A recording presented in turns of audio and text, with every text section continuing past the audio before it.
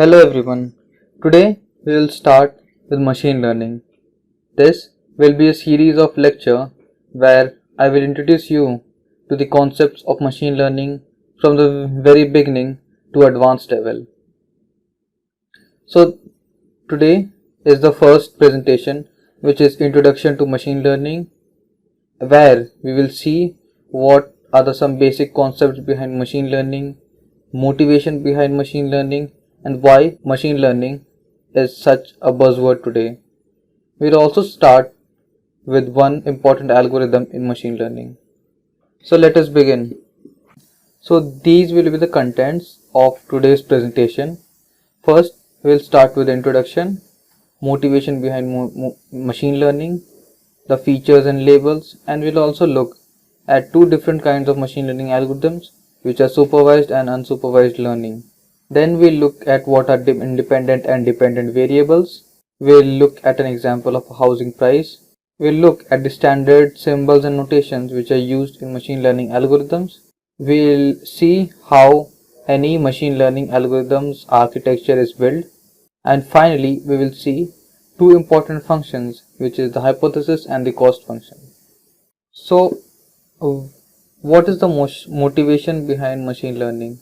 We see it and hear it every day in our day-to-day life that machine learning is helping humans in some or the other way. So, when did machine learning really become the buzzword?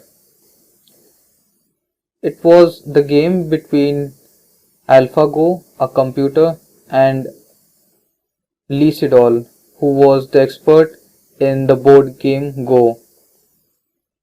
So in that contest, out of 5 matches, AlphaGo won 4 out of them.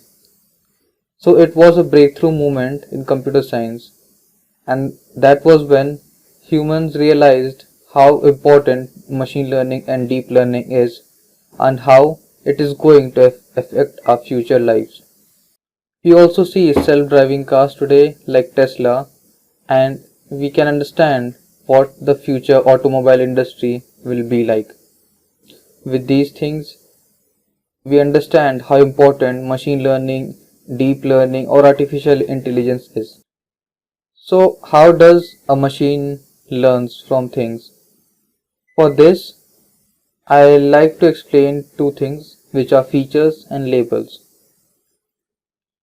Before going on to how a machine does the work, first let us think how we humans do these kinds of work. Let us take an example. Suppose I give you the number of bedrooms in a house, the area of a house, how old is the house, whether the house is painted or not, and whether there is a swimming pool in the house or not. And I also give you the corresponding price of the house.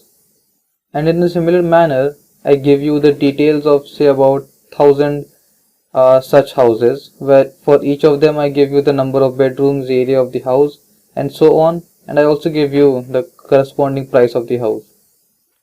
So after that, I give you a new set of features for a house. Suppose I say that the number of beds is this, the area of the house is this, and I tell you to predict the price of the house. So how do we do that? We will obviously look at the previous features which were given to us, and we will kind of do some maths to find out what will be the price of the house. So in a similar manner, machine learning algorithms do this. We give it some input features where these act as input to the machine, which may be the number of bedrooms, area of the house, and it predicts some labels like the price of the house, or maybe will the person be able to sell the house or not. So this is what features and labels are.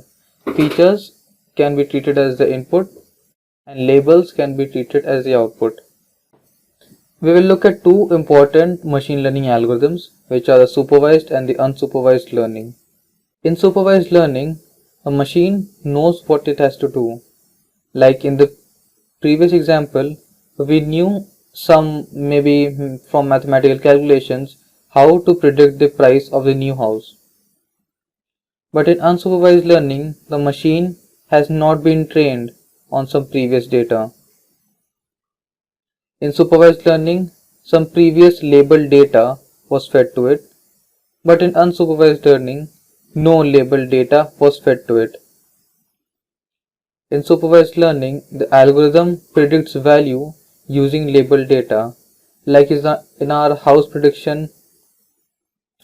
prediction, we used the values of the previous data we had received, and using that we used to predict the price of the new house. But in unsupervised learning, since there is no previous data, we uh, form the prediction based on grouping data which have same pattern or same features, and based on that we predict the outcome. So we will start with supervised learning, and the very basic and important algorithm here is linear regression. First we will look at single variable linear regression, then we will move on to multivariable linear regression. Before starting with linear regression, I would like to recap some points from our standard 12 maths. We all have seen this equation y equal to c plus ax. Some might have also seen it in the form y equal to mx plus c, where c and a are constant for any given straight line. X is the independent variable, or we can also say the input variable. In our example of housing prices, the input variable was maybe the number of rooms in the house. And y is the dependent variable. It depends on the value of x, and it cannot take any value. In our housing prices example, the dependent variable was the price of the house. Okay, so let us start with our first example, which is the housing price example. Initially, we are given some labeled data set. Labeled data set means for a given data, we are given both the area of the house as well as the price of the house. And similarly, we are given same things for all other data sets like this one, this one, this one, and all of these. Now, given an area of the house, we need to predict its corresponding price of the house. And suppose that area was not in the previous data set. For example, someone tells us to predict the price of the house and the area of the house is given somewhere here. So you can see that corresponding to this one, there was no previous data available to us. So how do we do this prediction? Let us see in the next slide. So what we do is we need to fit the best fit line. How do we fit this line? We will see in the corresponding slides. But for now, let us assume that we have got this line.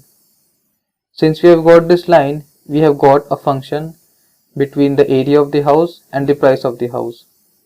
And on given a particular area of the house, we can just plug it into the formula and we can get price of the house.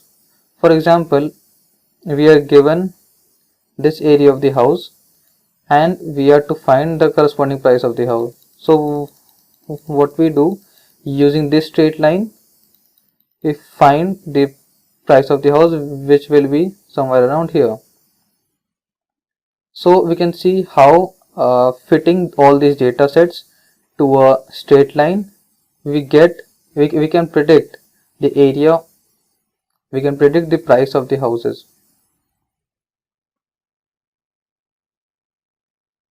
Okay, so we have seen what our main focus is, which is finding the best fit line.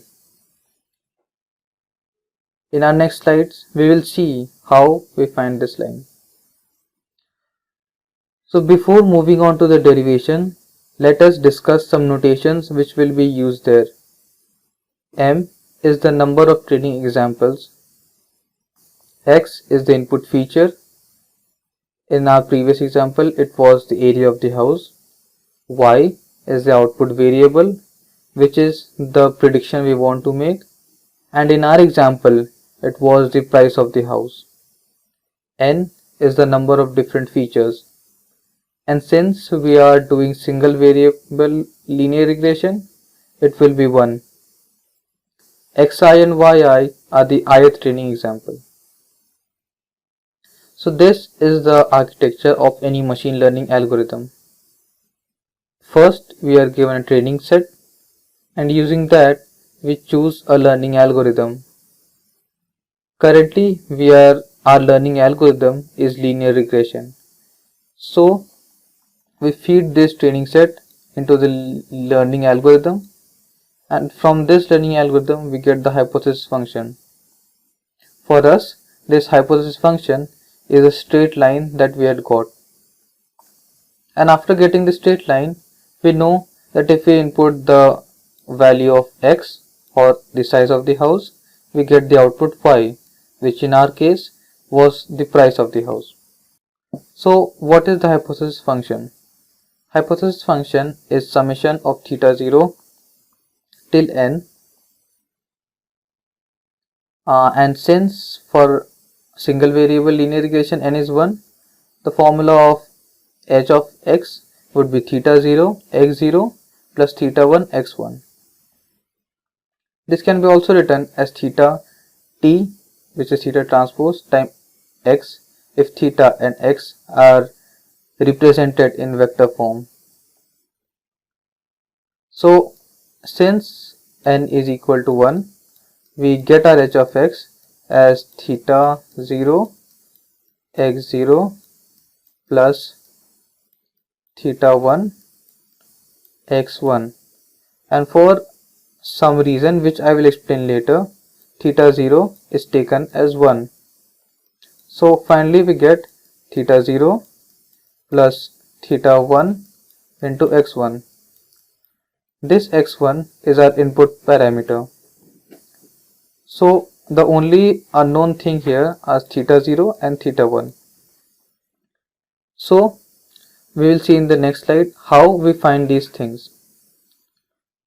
So how to select theta?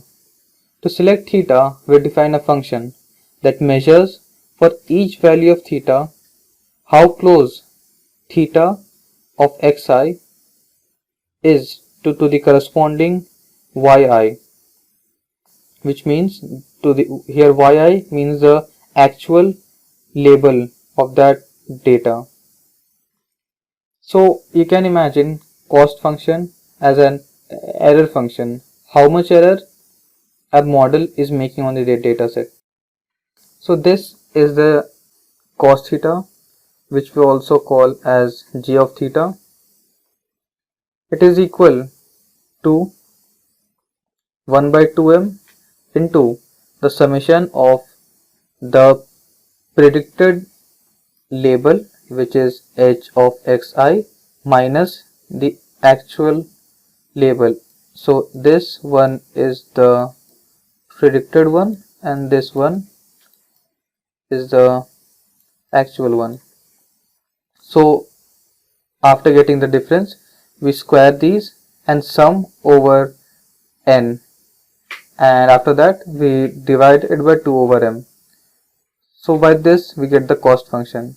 Remember that this cost function is type of an error. So what will our main focus be? Our main focus will be to reduce this error as much as we can. So our main next aim is to reduce this error. And how to reduce this error, we will look into the next presentation. But for now, we have got an idea of how we can predict values, and for predicting that value, we need to have a function. And how to define that function? We have formulated a formula which calculates the error, and finally we have seen that we need to reduce that error. Let us end this video by summarizing what all we have seen today. We started with the introduction where we saw the motivation behind machine learning. We looked at what are features and labels and the two types of machine learning algorithm. which is supervised and unsupervised learning. We looked at what are dependent and independent variables. We saw our first example, which was the housing price, where we were given various features of the house like number of rooms, if there is swimming pool or not, area of the house, and many more things. And using that, we needed to predict the price of the house. Then we moved on and looked at the standard symbols and notations which are used in machine learning algorithms. We took a look at the general architecture of any machine learning algorithm.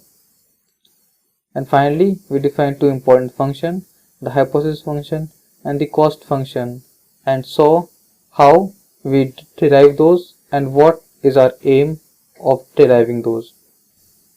I hope up till now everything is clear. Thank you.